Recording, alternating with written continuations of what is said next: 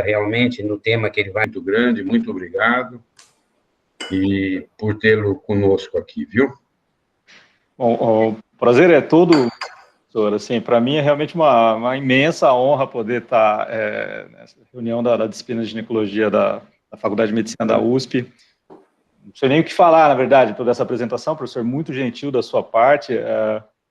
Lembrar do professor Arão também para mim, sempre muito importante, foi meu orientador em tudo aqui na Unicamp, né? Então, assim, para mim, realmente uma grande honra poder estar aqui hoje, tá? Agradeço a todos, agradeço ao senhor professor Baracá, ao professor Nilson, ao professor José Maria, a todos da disciplina, realmente, muito obrigado, e eu tenho certeza que eu vou aprender muito mais aqui hoje do que eu vou passar qualquer mensagem. Então, assim, me considero aqui um aprendiz, né, diante de tantas pessoas com tanta experiência. Então, trouxe um tema aqui que, na verdade, é uma sugestão, né, sobre propedêutica do climatério, mas tenho certeza que eu vou aprender mais do que vou ensinar hoje. Então, realmente, muito obrigado a todos vocês.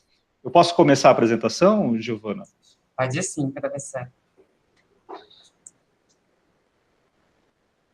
Vou colocar aqui, então, e vou colocar em modo de apresentação.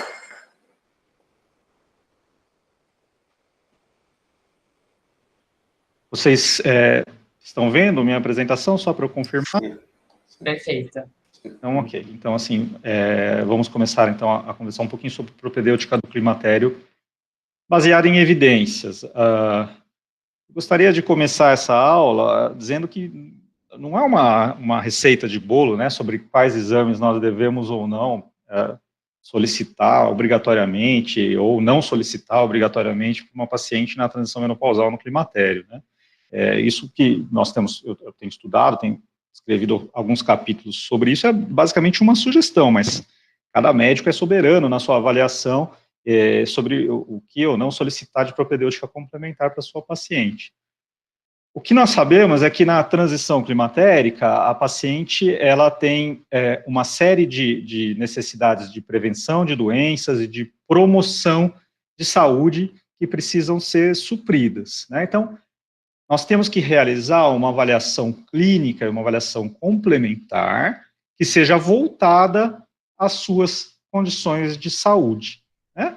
E vamos recordar que essa consulta da mulher climatérica é uma excelente oportunidade para que a gente faça rastreamento oportunístico de doenças crônicas e de neoplasias. Com isso, nós temos uma agenda aqui a cumprir no dia de hoje, né, sobre diagnóstico de síndrome do climatério, é o primeiro tema que eu vou abordar. O segundo será o rastreamento oportunístico de doenças crônicas e neoplasias, e um pouquinho mais para frente uma propedêutica um pouco mais relacionada à terapia hormonal, certo? Então vamos começar um pouquinho com o diagnóstico de uma consulta de uma mulher no climatério. Vamos recordar que a menopausa é o último episódio de menstruação que a paciente vai apresentar, e o seu diagnóstico é retrospectivo, né, após um ano em que ela fica sem ciclos menstruais. Ocorre, em média, volta dos 51 anos, mas 5% das mulheres podem ter a sua menopausa com mais de 55 anos, e 5% das mulheres podem ter a sua menopausa entre 40 e 45 anos.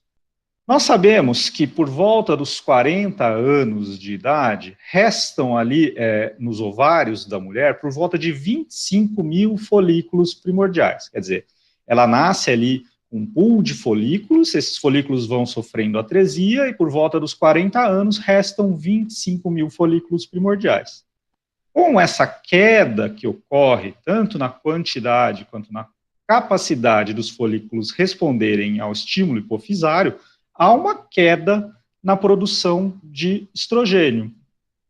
Essa queda gradual na produção do estrogênio, ela pode levar a uma série de sintomas, né, que seriam aí sintomas climatéricos, ou sintomas que podem ser relacionados ao hipoestrogenismo.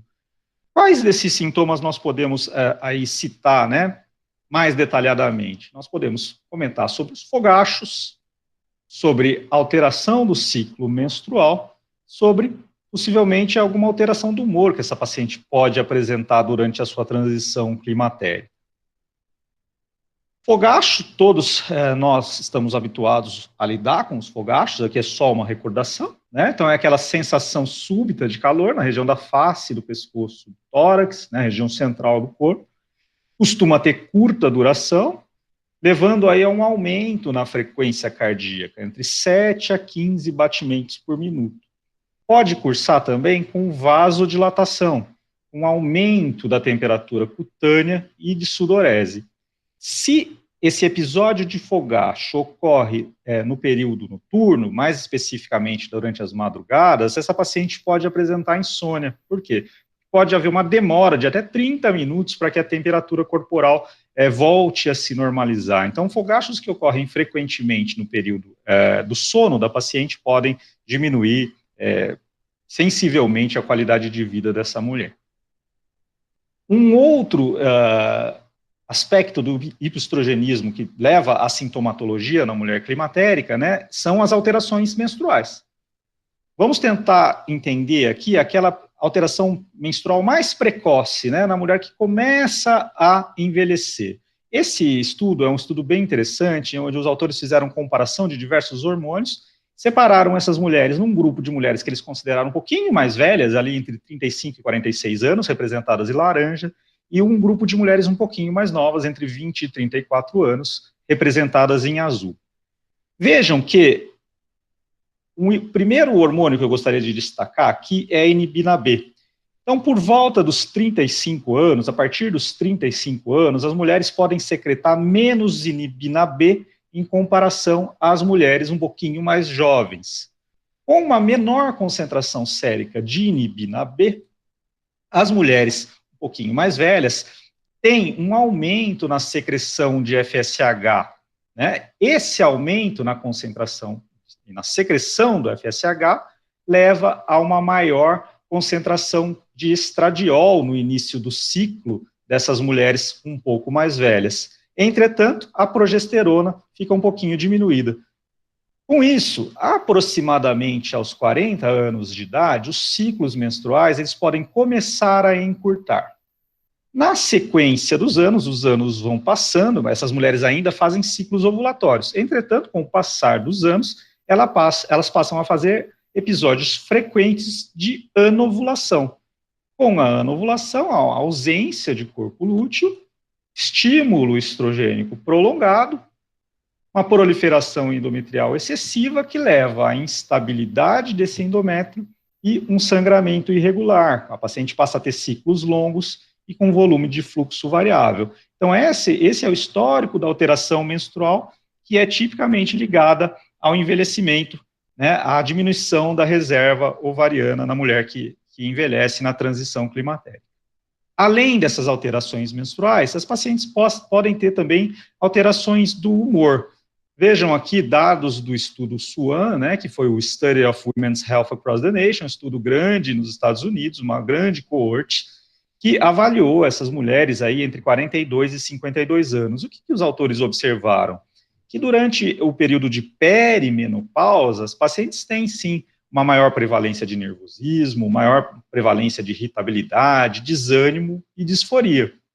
Além disso, né, essas pacientes na perimenopausa têm mais episódios, um maior número de episódios de depressão maior em comparação a mulheres na pré-menopausa e em comparação a mulheres na pós-menopausa. Então, o período de transição menopausal leva, sim, a alterações do humor e um maior número de episódios depressivos maiores. Então, considerando os sintomas decorrentes do hipoestrogenismo na mulher que envelhece, nós podemos dizer que o diagnóstico de síndrome do climatério ele pode ser feito clinicamente. Então, o diagnóstico de síndrome do climatério ele é clínico.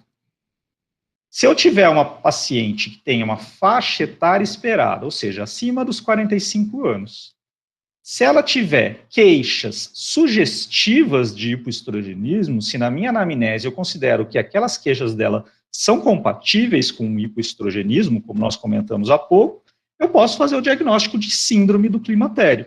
E se essa paciente já tiver 12 meses consecutivos em amenorreia, eu faço o diagnóstico de que ela já se encontra no período de pós-menopausa. Entretanto, se eu tiver dúvidas, poxa, eu não tenho certeza a respeito desses sintomas, se eles são correspondentes a hipoestrogenismo ou não, se eles são em decorrência do hipoestrogenismo. Aí sim, podemos fazer, se eu tiver dúvidas, dosagem do hormônio folículo estimulante, do FSH. Se ele tiver uma dosagem acima de 25 ml por mililitro, ele pode indicar, sim, hipofunção ovariana. Vamos nos recordar que o FSH, o ideal é que ele seja dosado sejam feitas 2 dosagens com intervalo de 4 a 6 semanas entre essas dosagens, pois o FSH ele tem um alto grau aí de variabilidade.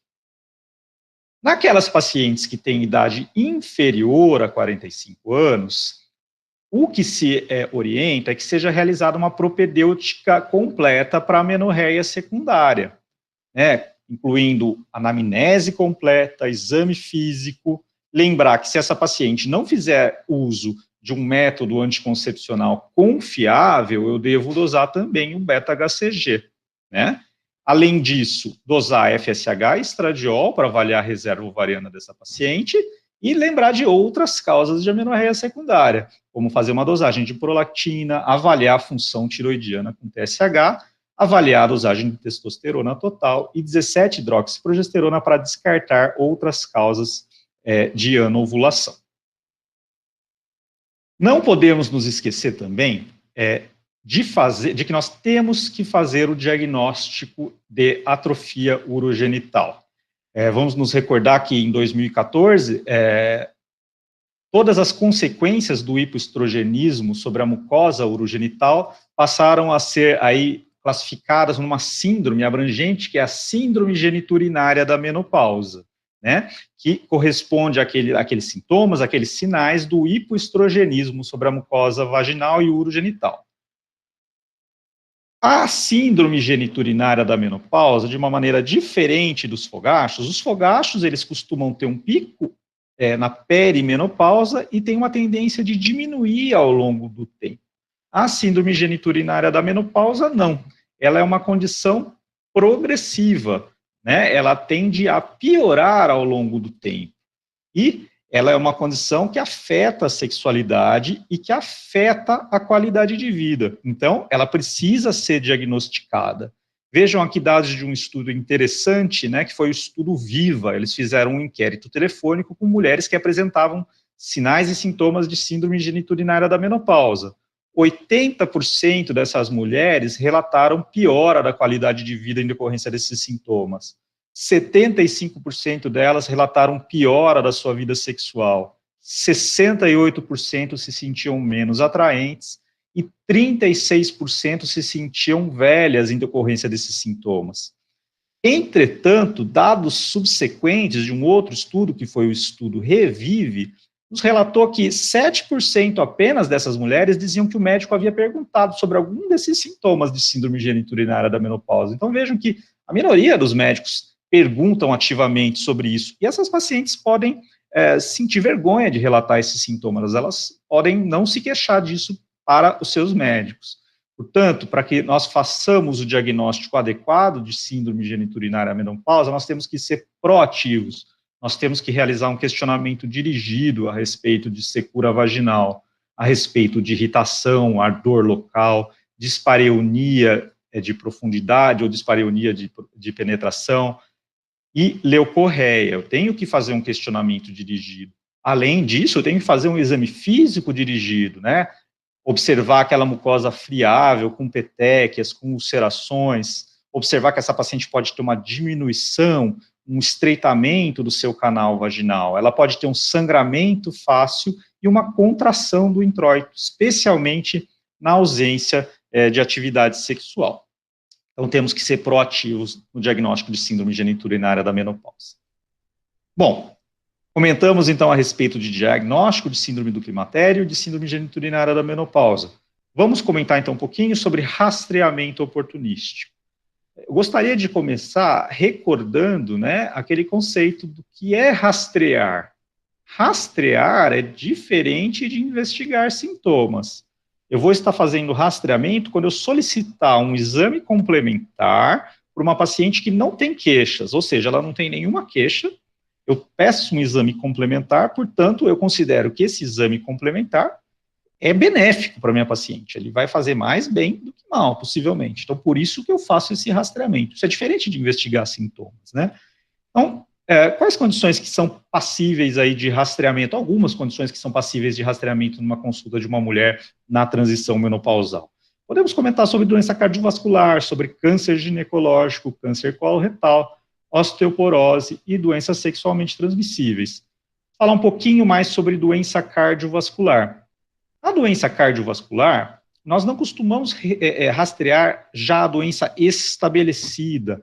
É mais fácil se fazer o rastreamento de fatores de risco e depois até utilizar ferramentas de cálculo de risco para essa paciente. Então, quais são fatores aí de risco passíveis de rastreamento? A hipertensão arterial, por exemplo, né? Recomenda-se que o rastreamento seja feito já a partir dos 18 anos. A periodicidade não é muito bem estabelecida. E o ideal é que sejam feitas pelo menos 2 aferições, né, em visitas fora de um ambiente hospitalar ao longo de algumas semanas. Ok, o que nós não podemos esquecer é de que se a paciente vier ao nosso consultório, nós não podemos deixar essa paciente sair sem aferir sua pressão arterial. É muito importante rastrear esse fator de risco. Outro fator de risco importante é a diabetes mellitus. Se essa paciente não tiver outros fatores de risco associados, o orientado é que o rastreamento seja feito a partir dos 45 anos de idade. A periodicidade ela não é muito bem definida, possivelmente a cada 3 a 5 anos em pacientes sem fatores de risco, né? Temos os valores da glicemia de jejum, porém também podemos utilizar a hemoglobina glicosilada. Então, sim, rastreamento de diabetes mellitus para minha paciente na transição menopausal. Dislipidemia, também não podemos nos esquecer. A partir dos 45 anos, em mulheres de alto risco para doença cardiovascular, essa é a recomendação.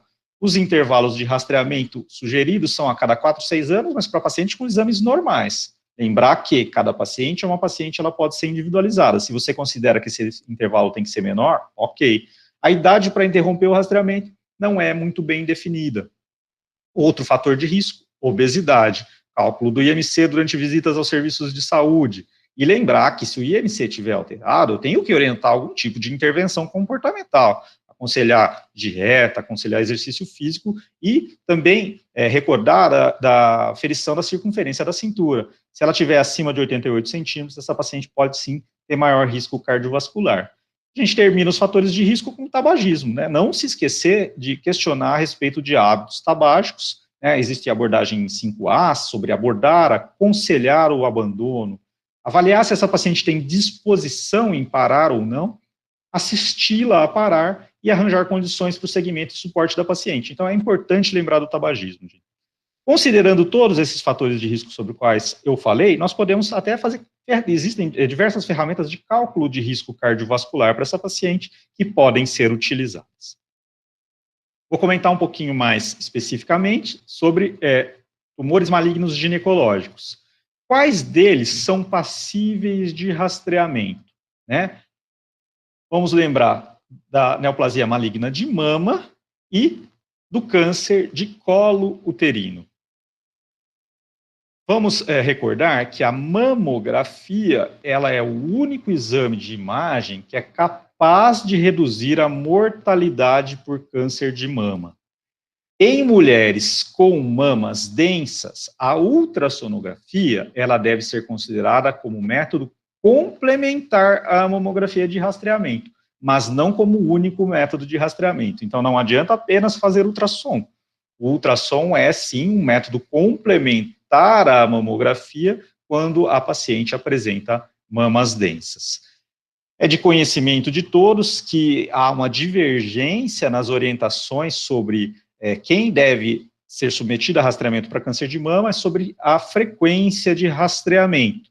Eu trouxe aqui uma tabela, né, para vocês, com as orientações aí de sociedades internacionais, tanto dos Estados Unidos quanto da Grã-Bretanha, e tanto financiadas pelo governo quanto sociedades médicas.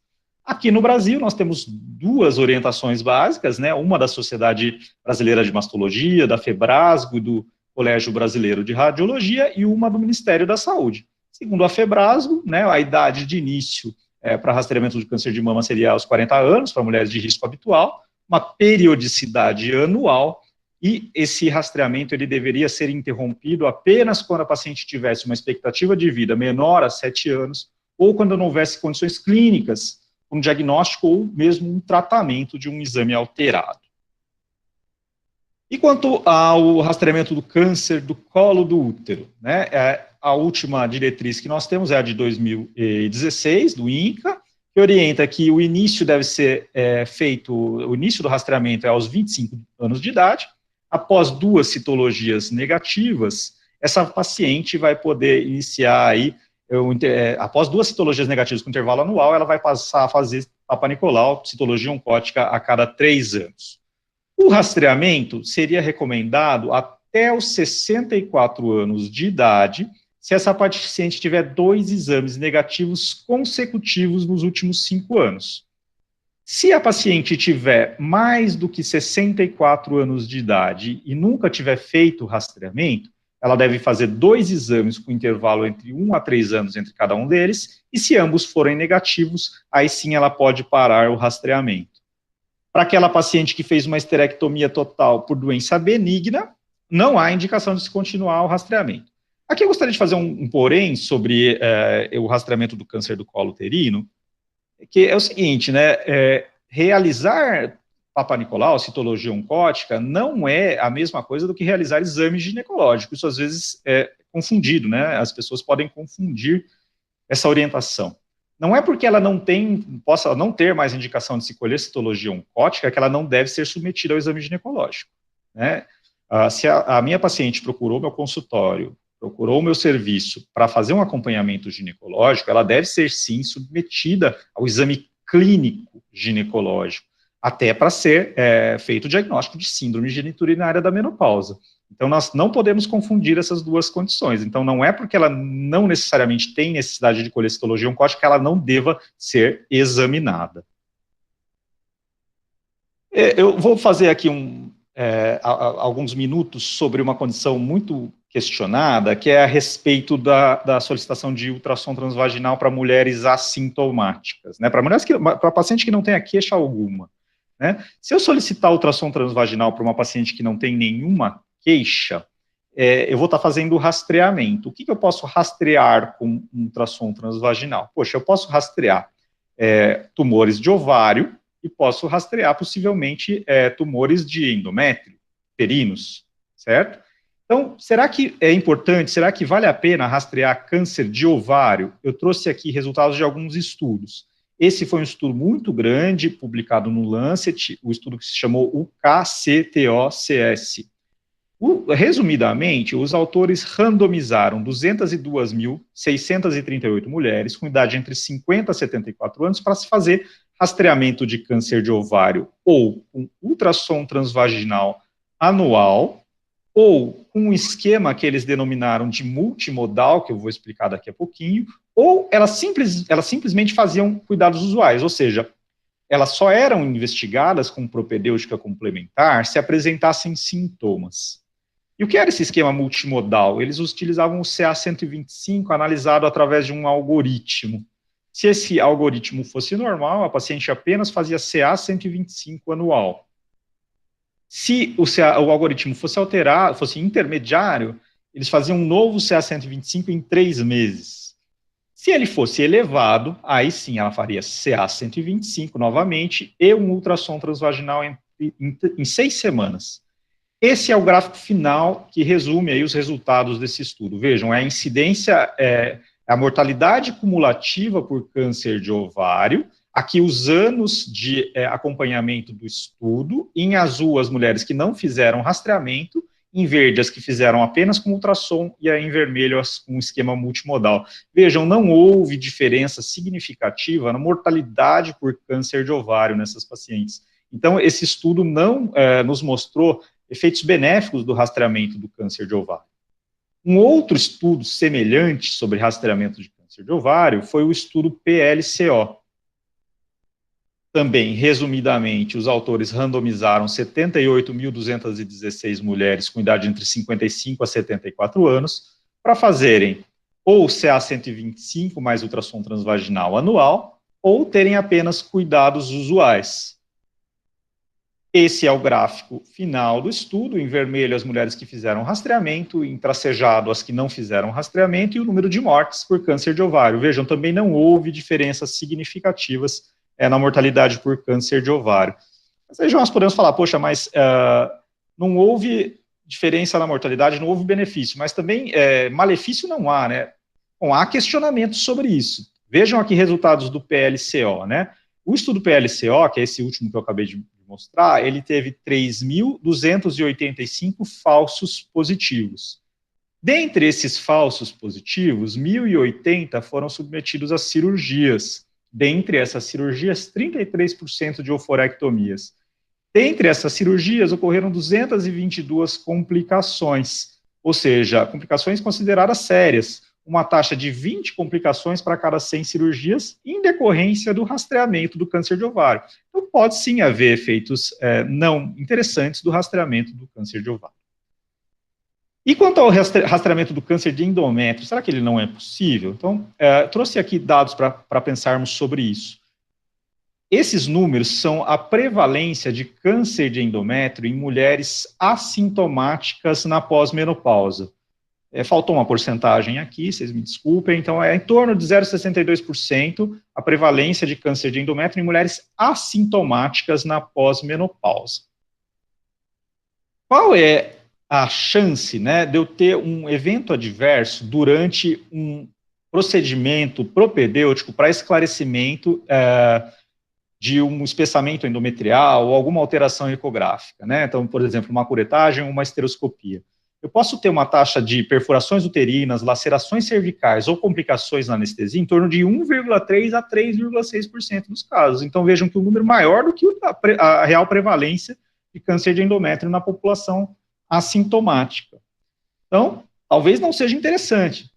Agora, em mulheres que apresentam sangramento pós-menopausa, aí sim, qual é a prevalência estimada, aproximada, de câncer de endométrio? Ela pode estar em torno aí de até 15% de câncer de endométrio em uma mulher que apresente sangramento pós-menopausa.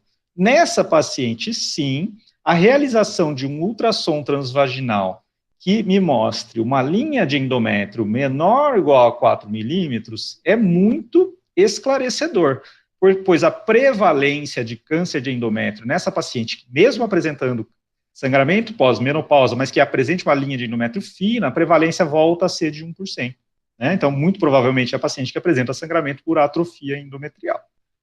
Para complementar, trouxe dados de um outro estudo já antigo, mas é um estudo bem interessante, eu considero. Viu? Os autores eles compararam o prognóstico de mulheres que fizeram diagnóstico e tratamento de carcinoma de endométrio quando eles já eram sintomáticos, ou seja, já sangravam, ou com mulheres que tinham carcinoma de endométrio, mas que foram diagnosticadas na fase assintomática, elas não tinham sangramento.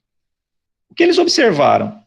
Se o diagnóstico e o tratamento do câncer de endométrio numa mulher que tem sangramento pós-menopausa for feito em até 8 semanas, o prognóstico é muito semelhante ou igual ao prognóstico daquela mulher que fez o diagnóstico do câncer de endométrio assintomático. Então, não houve diferença no prognóstico se você fizer um diagnóstico mais precoce do câncer de endométrio.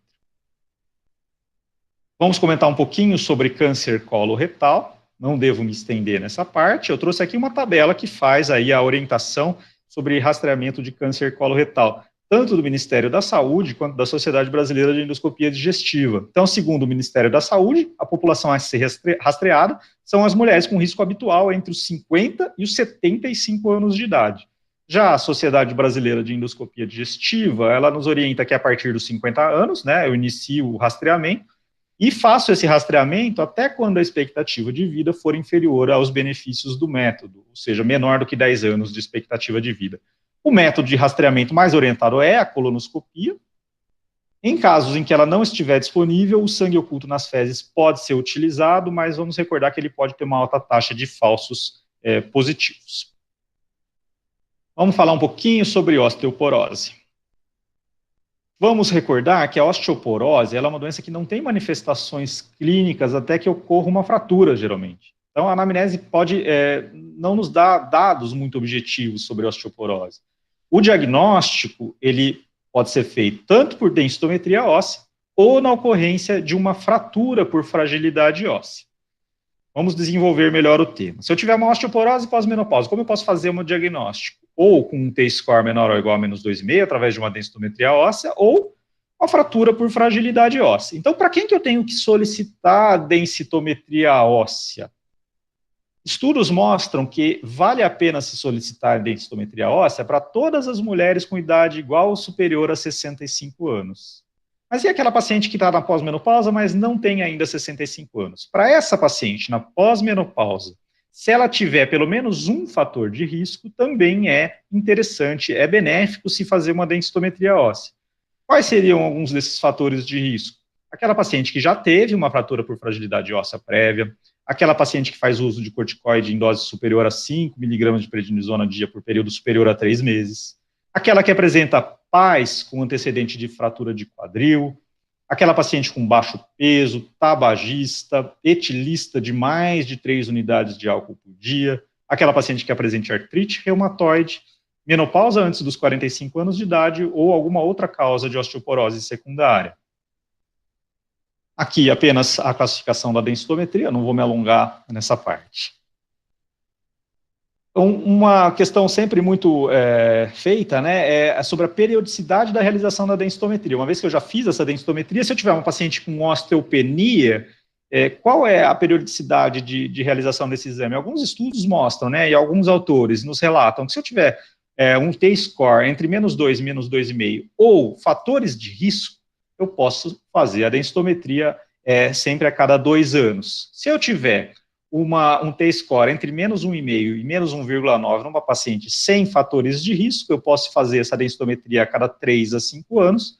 Se eu tiver uma paciente com T-score superior a menos 1,5 sem fatores de risco, alguns autores me dizem que eu posso até realizar a densitometria a cada 10 anos.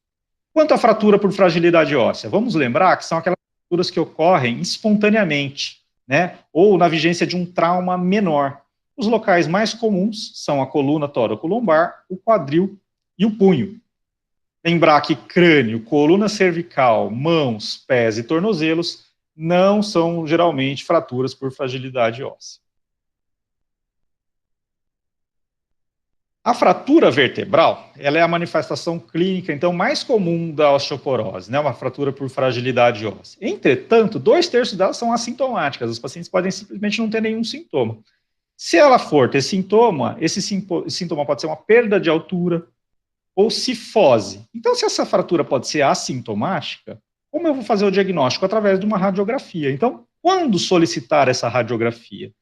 Se a paciente tiver 70 anos ou mais e um T-score menor ou igual a menos 1.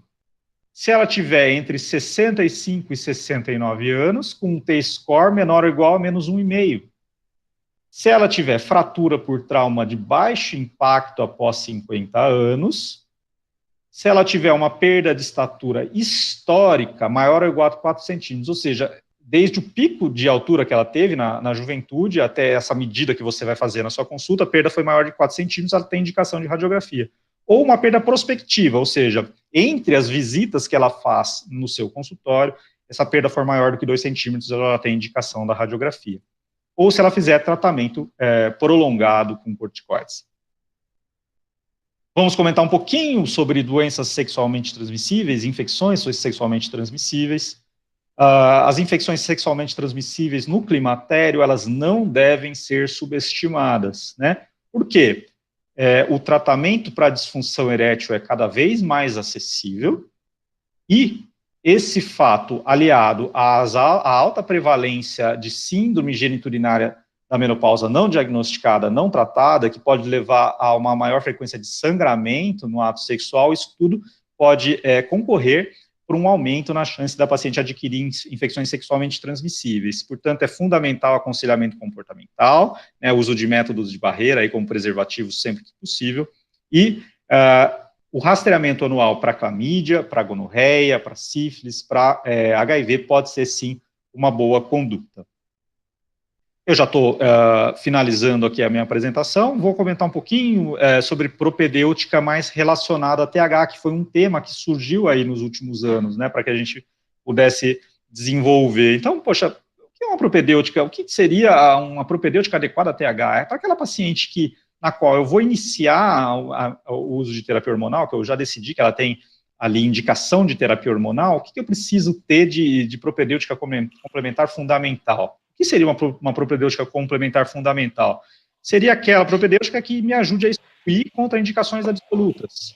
Aquela propedêutica que ajuda a decidir pela melhor forma de administração da minha medicação.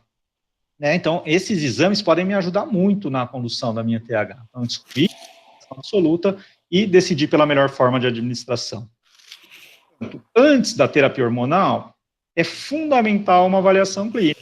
Uma anamnese muito bem feita, um exame físico muito completo, vão me ajudar a excluir a grande maioria das contraindicações absolutas para TH. Por exemplo, se a paciente tiver um sangramento vaginal que eu considero explicado, aí sim eu solicito uma propedêutica complementar, né? Possivelmente com ultrassom. Agora, se ela não tem sintomas, muitas vezes isso pode ser necessário. Além disso, uma mamografia, né, há no máximo 1 ano. Vamos nos recordar que lesões precursoras do câncer de mama são contraindicações a TH e podem não ser diagnosticadas no exame físico. Então, mamografia no máximo 1 ano. Além disso, a realização de um perfil lipídico completo e de uma glicemia de jejum, no mínimo, podem me ajudar a estabelecer o perfil de risco cardiovascular dessa paciente. Isso pode me ajudar a decisão tanto sobre o início de TH, quanto pela melhor forma de administração. Por exemplo, o paciente que apresente um maior risco cardiovascular pode se beneficiar aí do uso de terapia hormonal por via transdérmica. Durante a terapia hormonal, eu mantenho minha avaliação clínica periódica sobre os sintomas. Aqui, considero essencial que a mamografia seja realizada em esquema anual. Não considero adequado a realização de mamografia bienal para uma paciente em uso de TH. Acredito que o esquema de rastreamento anual seria mais orientado. Não há dados sobre um benefício de se encurtar o intervalo de rastreamento, né? Isso traga algum benefício. Então, mas manter a mamografia anual considero o mais adequado. E manter aí a vigilância dos fatores de risco cardiovascular para essa paciente periodicamente. Bom, era isso que eu tinha para comentar. Muito obrigado novamente pela oportunidade que me foi dada aqui para estar dando essa aula no dia de hoje. Eu estou muito honrado. Obrigado a todos. Muito obrigado, Vaccaro. Parabéns pela apresentação bastante completa, muito clara, didática excelente. Obrigado, professor. E realmente, e usando protocolos nossos também, né? Dos quais você participou, o professor Nilson, inclusive, tem coordenado algum desses protocolos, os da Sobrac, os da Febrasg, então, acho que realmente colocou uma experiência nossa também. Parabéns, viu, Vaccaro? Muito obrigado, professor.